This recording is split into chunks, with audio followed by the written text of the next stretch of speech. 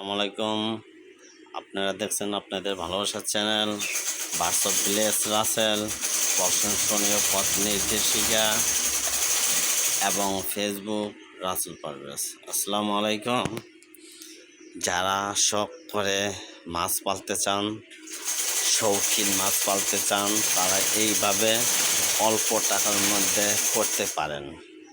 কারণ অ্যাকুরিয়াম কিনতে মোটামুটি ভালো পরিমাণে একটা অ্যামাউন্ট লাগে। যারা অ্যাকুরিয়াম না কিনে মাছ চাষ করতে চান, তারা এরকম একটা ফলের ঝুড়ি নেবেন এবং এই যে এগুলা রঙিন পলি, বিভিন্ন কালারের পলি পাওয়া যায়, এগুলো আপনারা কিনা এভাবে বানিয়ে নেবেন।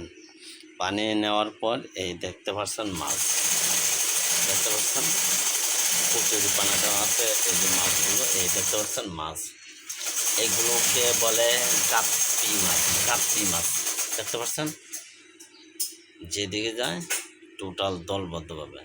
এখানে বড় আছে এক জোড়া আর বাকিগুলো পর্যায়ক্রমে বাচ্চা।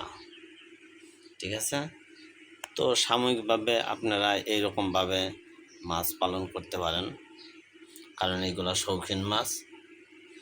এইভাবে লালন পালন করতে পারেন অল্প খরচে, যেমন একটা ফলের ঝুড়ি আর পলিথিন দিয়ে এভাবে রাখলেন।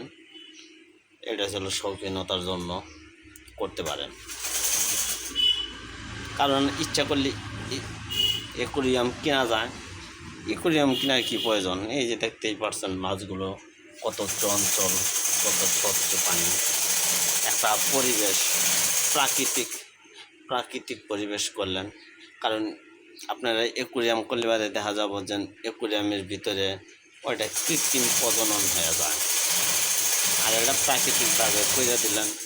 এই যে আমার দেখতেই পাচ্ছেন পানাগুলো কত সুন্দরভাবে, এই যে মাছ দলবদ্ধভাবে একত্রে থাকে। তো আপনারা অল্প টাকায় ভালোভাবে এইভাবে করতে পারেন, এবং পরবর্তীতে এই মাছ সম্পর্কে বিস্তারিত আপনাদেরকে ভিডিওতে দিব, আপনারা পর্যায়ক্রমে দেখবেন।